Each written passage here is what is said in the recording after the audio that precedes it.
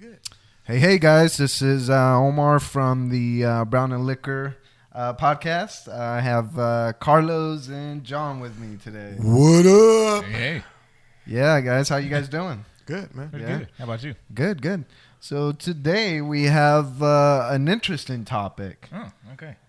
From a guy's perspective, does size matter? No. John, kick us off. Kick us off.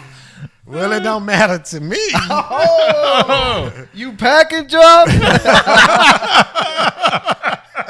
I've never had any complaints, so I'll say that.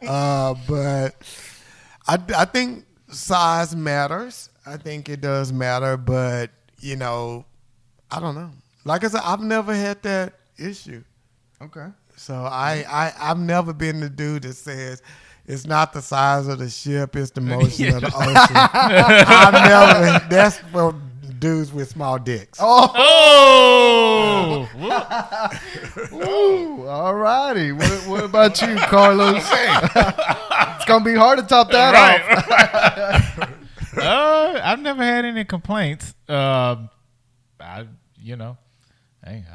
use what I have. But yeah, I've never had any issues or any complaints or anything like that. But the way I look at it is like, if a baby comes out of there, no dude's dick is gonna be like so huge that you know what I mean? No, man. John Over here be John be hitting them walls. I hit the bottom. Oh, hey. Walls is for small dick people. Oh, It's for you, Omar. Man, John already shaming me. You may he can. Y'all put up walls and hit walls. Oh, wait a minute.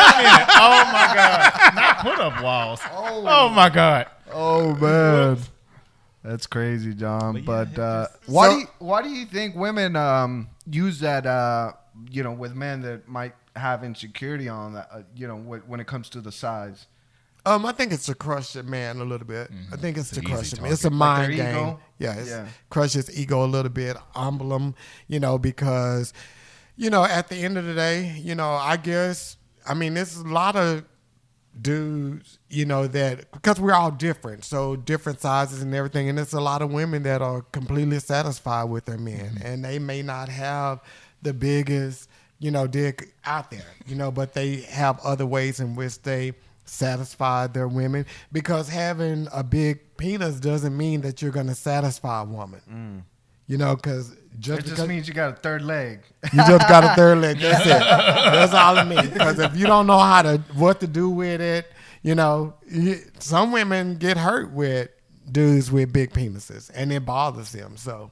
Yeah. Have you ever had that issue? Have you ran into a situation where the chick was like, dude, you're just too big. I can't do this. No, I ain't never ran into that. No. Yeah.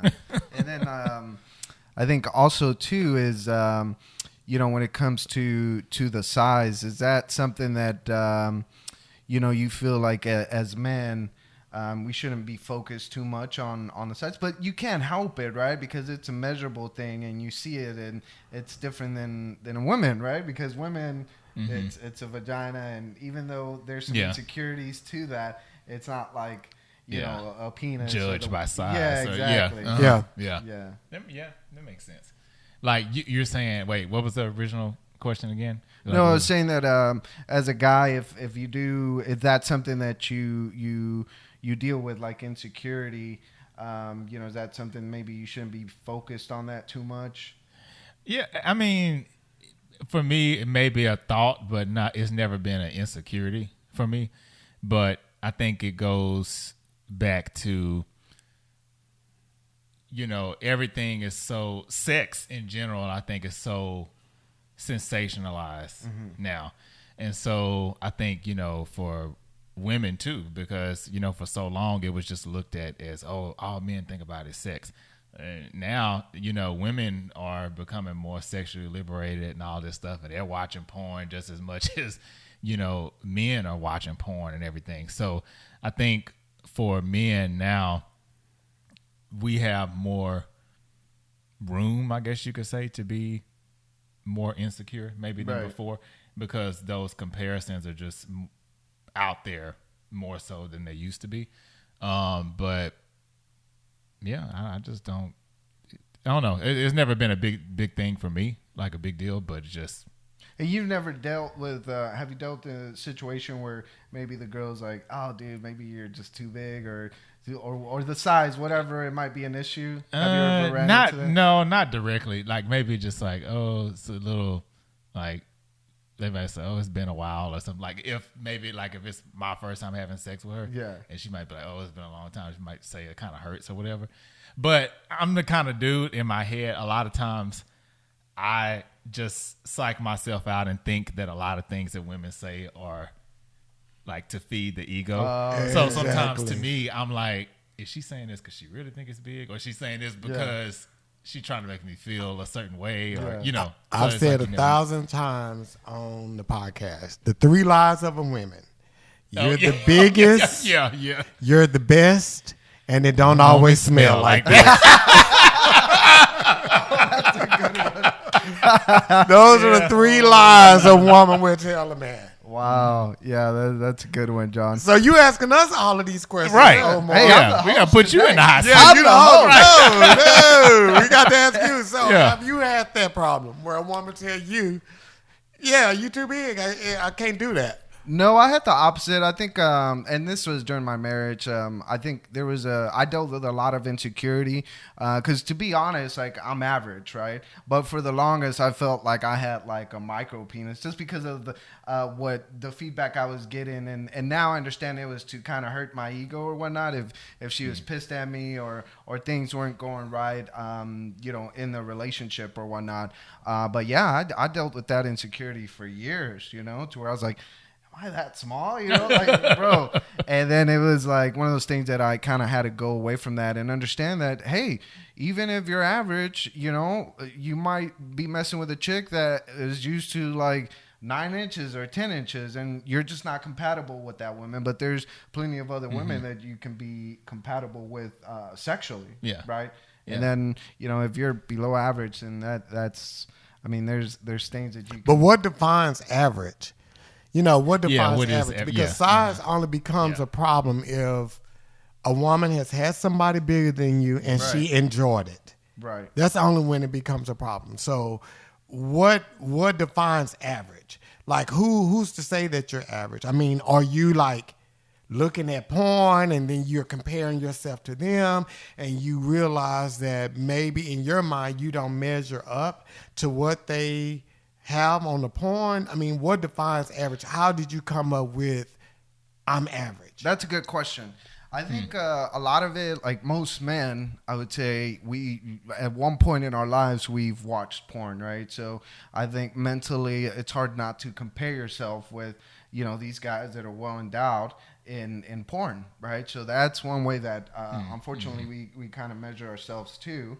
The other thing too, like for me, I was just like, I Googled. I was like, "What's the average size of a man in the U.S.?" And that's kind of how I use those measurements. But it can be detrimental if you're measuring yourself, if you're constantly watching porn and trying to compare yourself with these guys. But I think you bring up a good point too about the porn and the comparisons, because I think people think that for women it's more obvious, I guess you could say, or it's assumed that like you see a woman on porn, like you think, oh, she's probably got a BBL or she's got breast implants or whatever. Right. But the same thing kind of goes for the guys. Like when you watch a lot of those like porn documentaries or whatever, they kind of like go behind the scenes.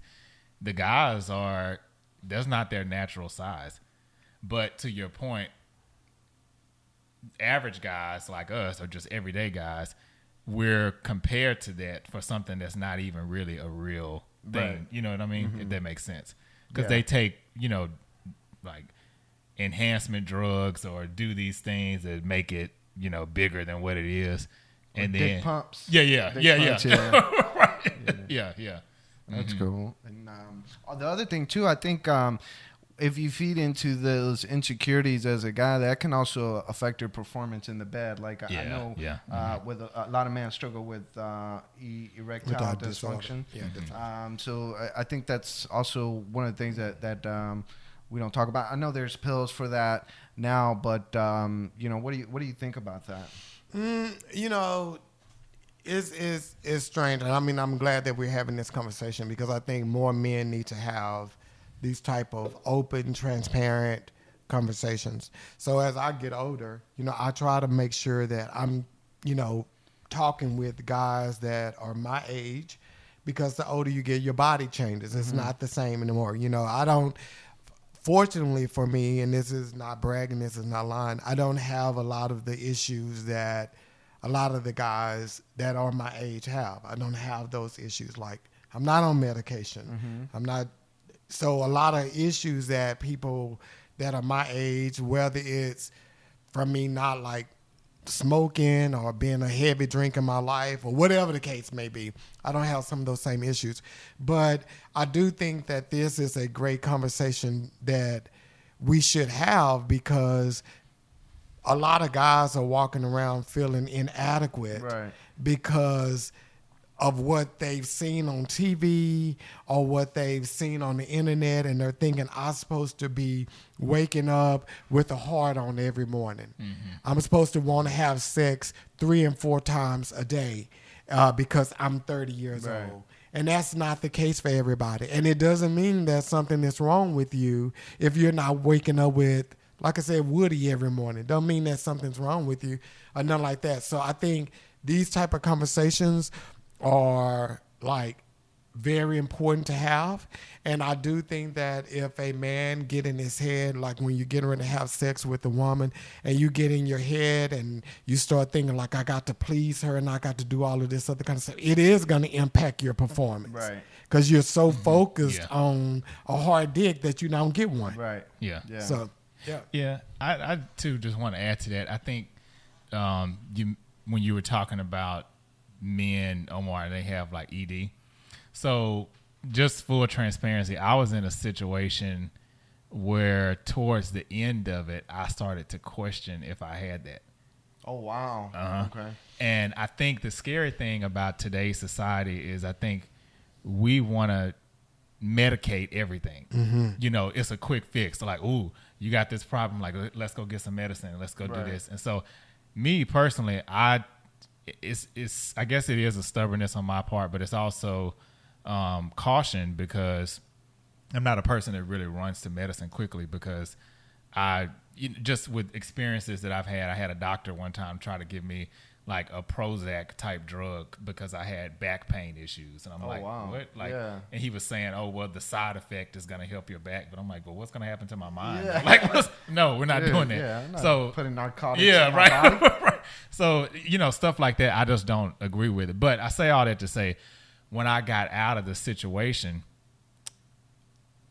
it was just like night and day. Right. And then I was like, oh, there's nothing wrong with me. It's just, and I'm a very analytical person, and I do tend to overthink. And so again, like we've talked about, here before, and we were mentioning earlier, guys have a certain type of stereotype, and the stereotype for guys is that, oh, we just get hard through anything, and like even if you're mad, sad, whatever happened, like we just ready to go. Well, for me, I'm not really wired like that. So like, yeah, I can be to a degree, but if I'm too much in my head, or if the relationship might be too rocky, then the sex is like kind of, I won't say it's like non-existent, but it's kind of like it kind of suffers sometimes from that. But I say that to say, I think men, women, whoever, we need to turn to what's going on in the mind first. Because that's what really could be the issue, and you might not even need medication or anything. Yeah, like that. That's true. Yeah. And I think for me, like the big difference now, like, it was really a catalyst for change whenever I let go of that insecurity. Because, you know, if you're a guy and that's something that's eating away at you, like during the sex, like you can't even be present. You can't even enjoy the thing that should be pleasurable, right? Because you're so worried of like, oh, like you were saying, John, am I pleasing it? And am I hitting it right? Am I big enough? Am I thick enough? Right? But you have to let go of that. Again, find yourself someone that's open to you, you're compatible with, whatever size you are, right? And enjoy that moment, because it's a moment of pleasure. And if you're not present, you might miss it, and it might just become routine, and you're always going to have that insecurity, right? And for me, that's been a huge thing, to where now, like, the sex that I am having, it's pleasurable, it's the duration that I want, and I have control over, like, my emotion, the sensation of my body, without that thought of like, oh, am I big enough? Exactly. And I think, like you said, it's really important that we have these conversations as men, because typically it's something that we kind of shy away from, or we're just not having these conversations as often as we should. Right. Because I think most time when guys get together is, you know, it's and that's one of the reasons why I don't have a lot of male friends, is because when guys get together, it's an underlying competition. True. Who's gonna pull the most women, and if it ain't women, it's who's the most successful, and who has this and who has that, and what you doing, and all this other kind of stuff. And I'm not in a competition with anybody. So I think if once we can get past our own selves and our own egos and find a level of transparency that we can sit down and talk about real shit, I think that relationships will be better. I think our career paths will be better. Everything, our lives in general would be better, because we could just like really open up and say, well, hey, I'm struggling in this part of my life. I'm struggling here. What are you doing to help? I mean, to get yourself where you are. What are you doing to stay afloat? You know, once we can get to that point and just be honest. Because we say we men, we say we strong. Being vulnerable is one of your greatest strengths, when you can just be honest and transparent about what's really going on with you. Right. Yeah, and I think for me also, I know you know my history, like a couple of years back, like that was an insecurity that we talked about, right? But it took me a lot to kind of talk to you about it, just because of that notion of like, is he going to think that I'm less than of a man because I'm struggling with this insecurity? Right. And it was